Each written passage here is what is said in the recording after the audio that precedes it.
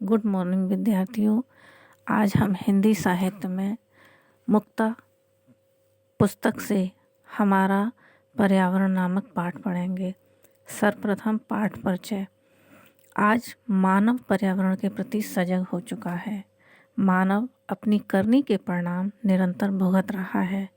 प्राणी जगत के विनाश का खतरा पल पल मंडराता रहता है।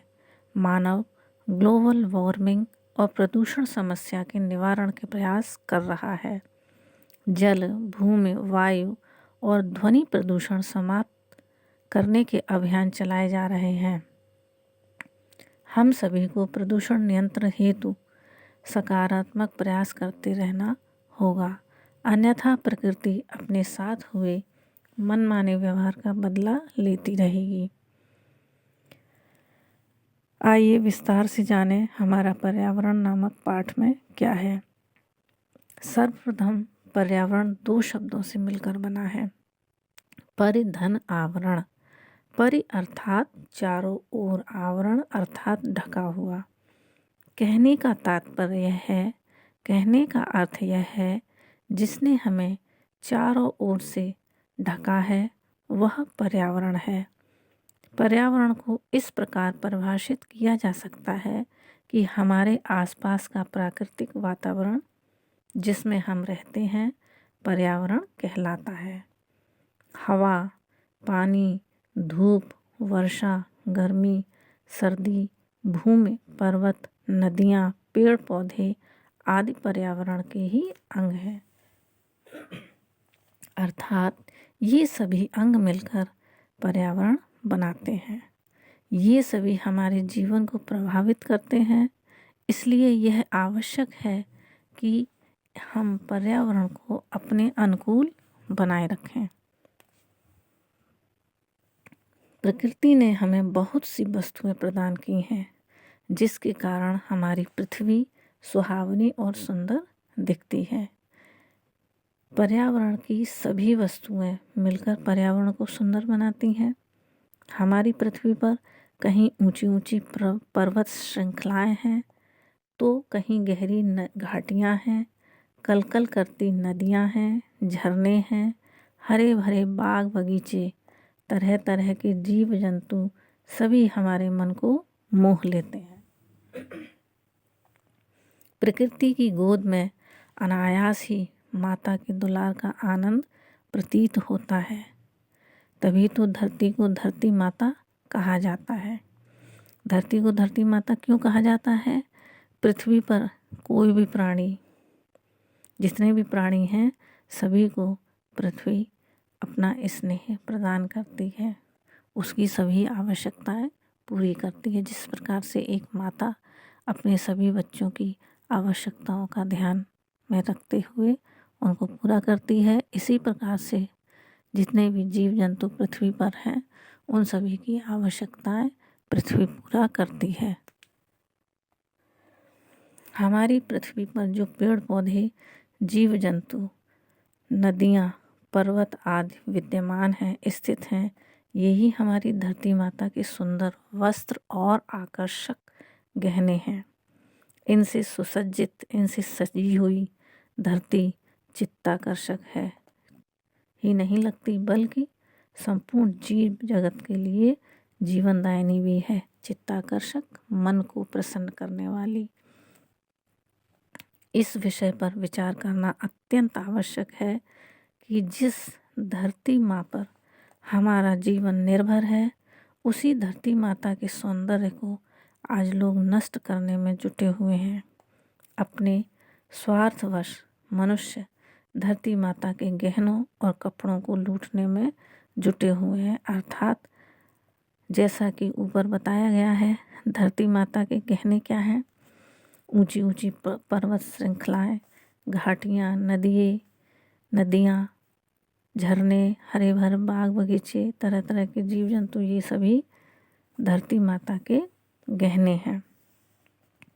तो मानव जो है धरती माता के सौंदर्य को नष्ट कर रहा है। कहीं पहाड़ का काट कर सड़कें बनाई जा रही हैं और जीव जंतुओं का शिकार भी कर रहे हैं। इस प्रकार से धरती का सौंदर्य नष्ट हो रहा है। अपने स्वार्थवश मनुष्य धरती माता के गहनों और कपड़ों को लूटने में जुटे हुए हैं। इसका परिणाम यह हो रहा है कि हमारी पृथ्वी पर प्राकृतिक वस्तुओं का धीरे धीरे अभाव होता जा रहा है, कमी होती जा रही है। वृक्षों की अंधाधुंध कटाई से धरती वीरान होती जा रही है, धरती उजड़ती जा रही है।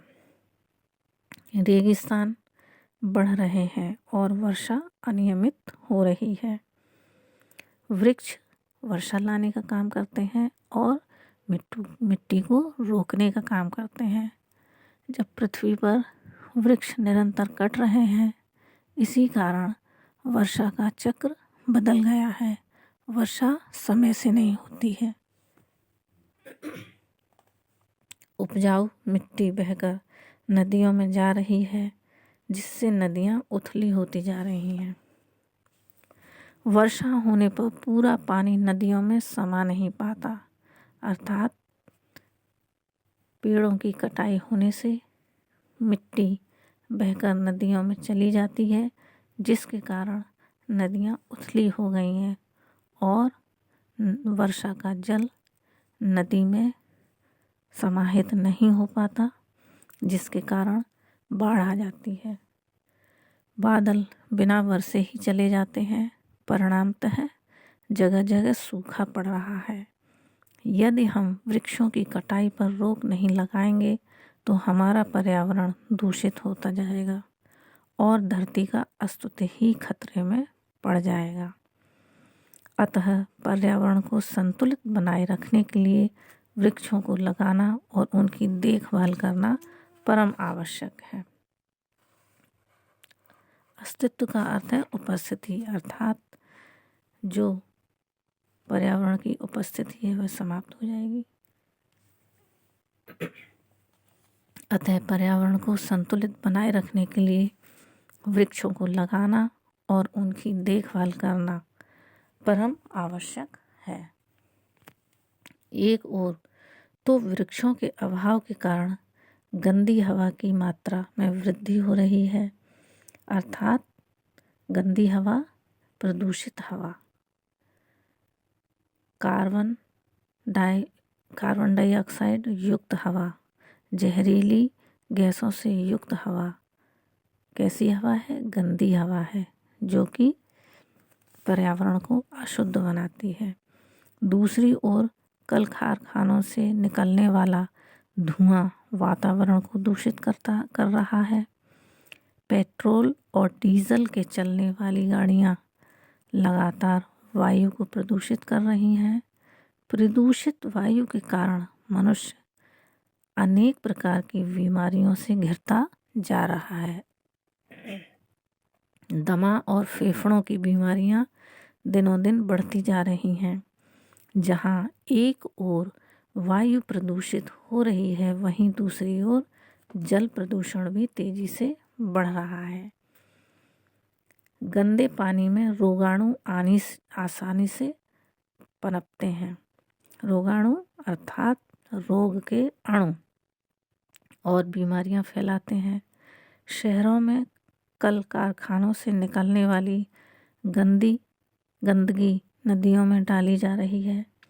मरे हुए जानवर, लाशें, कूड़ा करकट आदि नदियों में बहाए जा रहे हैं।